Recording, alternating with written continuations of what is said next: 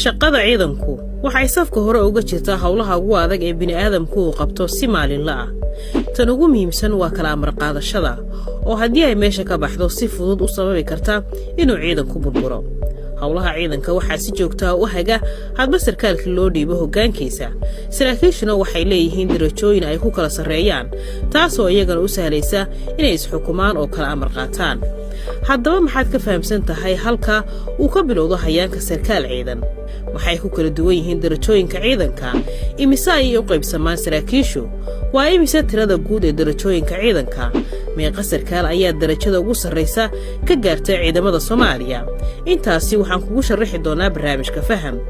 aynu bilowna askarigu marka koowaad ee ciidanka uu qorto waxa uu noqonayaa dable. haddii uu la yimaado aqoon, hawlkarnimo, anshax iyo amar qaadasho, waxa uu maraa marxalado ay u gartaan saraakiisha ka sarraysa, taasoo marka dambe uu ku gaadho heerkooda.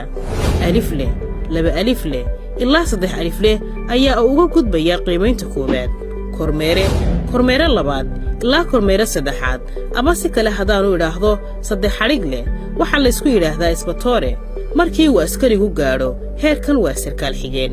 intaasi waa jaranjarada uu askarigu u maro inuu noqdo sarkaal. markii la mahdiyo hanaanka uu askarigu uga soo baxo shaqada inta uu ku jiro marxaladaha u dhaxeeya dable ilaa isbatoore, waxaa loo dalacsiiyaa xiddig leh. halkan waxaa uga bilaabanaysa in lagu yeedho sarkaal. intaasi kadib waxaa uga sii dallacaya 2 xiddig leh, waxaana ku xigta 3 xiddig leh. markaas sarkaalku waxa uu gaadhay darajada dhamme.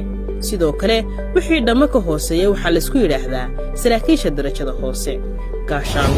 gaashaanle dhexe iyo gaashaanle sare waxaa la isku yidhaahdaa saraakiisha darajada dhexe. sidoo kale sarkaalkii gaadha gaashaanle sare waxaa loogu yeedhi karaa korneyl.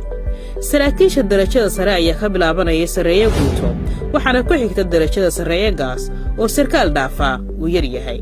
darajada ugu sarraysa ee sarkaal Soomaali ahi uu gaadho waa sarreeye guud. inta taariikhdu xustana ciidamada Soomaaliya 2 sarkaal oo kaliya ayaa gaadhay darajadaas. si loo qaato ama sarkaal loogu xidho darajada sarreeye guud way adag tahay.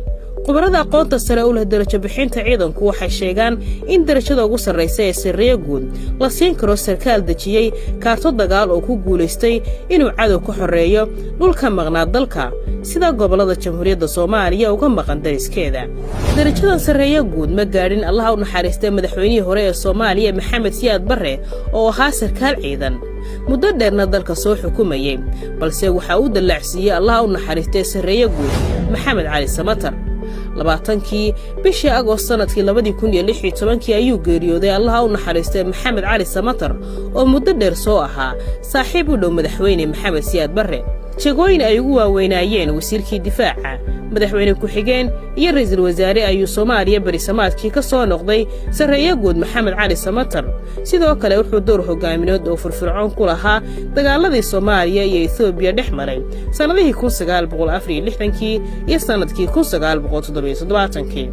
sarkaalka labaad ee ciidamada Soomaaliya ka xirtay darajada sarreeye guud waa Bashiir Maxamed Jaamac Bashiir Goobe.